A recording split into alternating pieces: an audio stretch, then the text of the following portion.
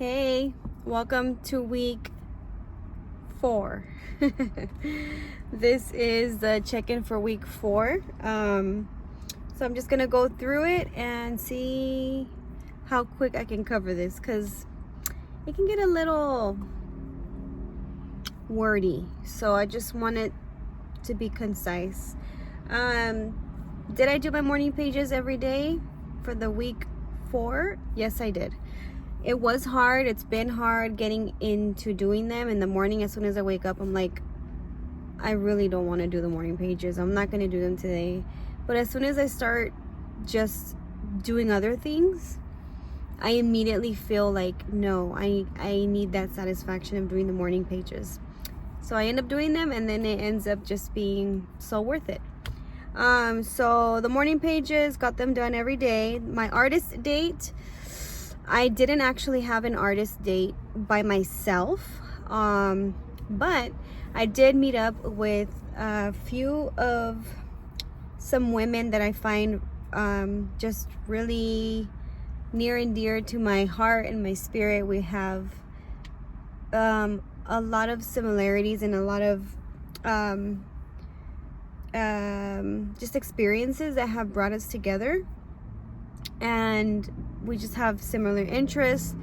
And so we got together and we spent kind of like a creative time together. We spent time creating. We're actually part of a pen pal club, so it was nice to finally put faces to the words and the names that we have when we write each other. So it was really cool to get to know each other just face to face and have some time to do what we love, which is tapping into our inner child, our inner little girl, and have stickers out and write to each other and do like little zines and collage cards to send to each other. It was just so lovely, and we were together for probably 4 hours. It was really nice. So I would consider that an artist date, even though I didn't do it by myself. This is the only week so far that I've done it this way. I know that I like to obey and do the artist date on your own, because that's how you should be doing it. But in my defense, we all were spending time together, but also giving each other the space to work on our own creatively. So that was still counts as an artist date for me. So awesome, that was great. This week was really nice. The chapter talked a lot about going through strong emotions, feeling the need to declutter. And yes, I did feel strong emotions. I cried at night and I didn't know why. It was just kind of welling up inside. I needed time to myself. I decluttered some items. As a matter of fact, one of the exercises asks you to declutter one item that just no longer serves you. And so I did some decluttering, and I'm continuing to follow up on that, to work on decluttering the whole house in different areas and just figuring out how I'm gonna go about that, kind of spread out through time, through weeks, through months. But I know that that's really gonna help me welcome new space. Just like mental clutter, visual clutter, physical clutter is mental clutter as well. So reading deprivation is a big one, part in this chapter, to cut off any kind of reading besides this chapter, but any kind of reading, any kind of social media reading, any news, any kind, just stop all of that, because it's all kind of convoluting our mind and our voice and our own opinions about things, and we can't even hear ourselves speak when we're constantly intaking other people's opinions. So very about clarity and stripping down to just who you are, your values, what you are inspired by. So that I loved. The exercises were top notch. I love them. Writing to yourself as if you were an 80-year-old lady talking to yourself now, what's the advice you would give yourself? choose an area in your house that you can create and make it a secret haven for yourself. Like, just so inspiring. I just really enjoyed these exercises describing your ideal environment. I just picked out an image from a magazine, and I just have, there's like a bed there, a lounge area with like some good reads, and just being outside and or having that nature next to you, having that solitude, that beauty, and time for reflection and introspection. That's like my ideal kind of scenario. But so synchronicities, yeah, I had just prayed and I asked God that I wanted girlfriends. I wanted new girlfriends, new friends that reflect and match kind of like the same chapter in my life. And sure enough, it's like responded to that, and that's how I ended up doing this artist day with these girls. We ended up hanging out together, and we literally planned it within this week, and it happened so perfectly how that worked out.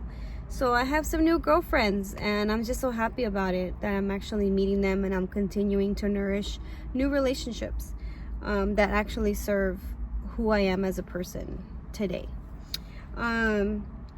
So I realized that I have very vivid dreams during this time, and I love words, and I love just writing and writing, but lately I've been craving to express myself in a more like visual way. So I'm like drawing more, even though it's something I'm not even good at. Like, I know that I'm very bad at it, but it feels very satisfying to cover a lot of ground, so to speak, without using words, and just visually kind of mapping something out.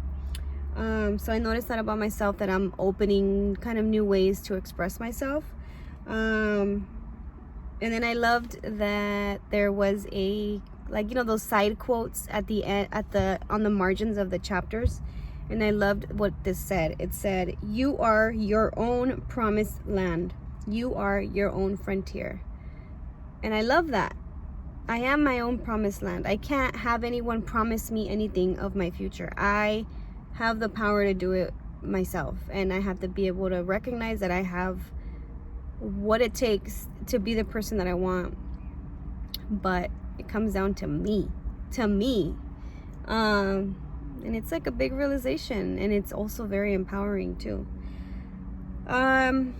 There was talk about spiritual emergencies in this chapter, and how you're going to realize that the morning pages brings you to some realness. Like, it really brings you to think about things that maybe you're not ready to confront. Specifically for me, I just keep coming up against like relationship stuff and things I'm not happy about, and what needs to change.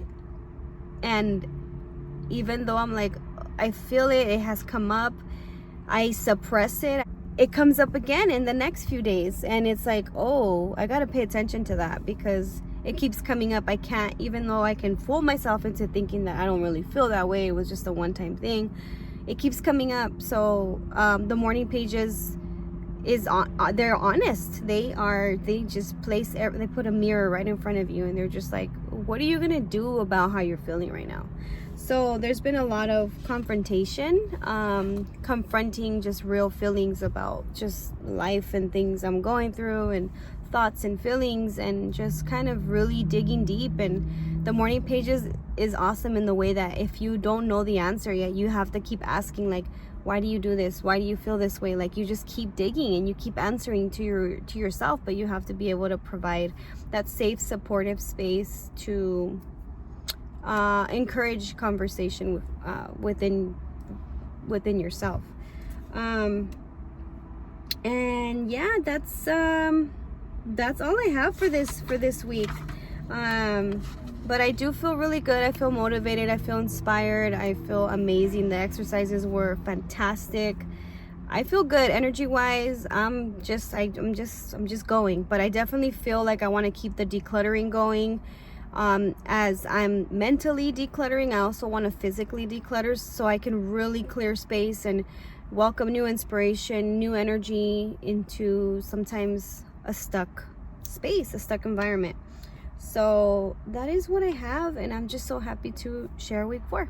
So see you next week. Bye.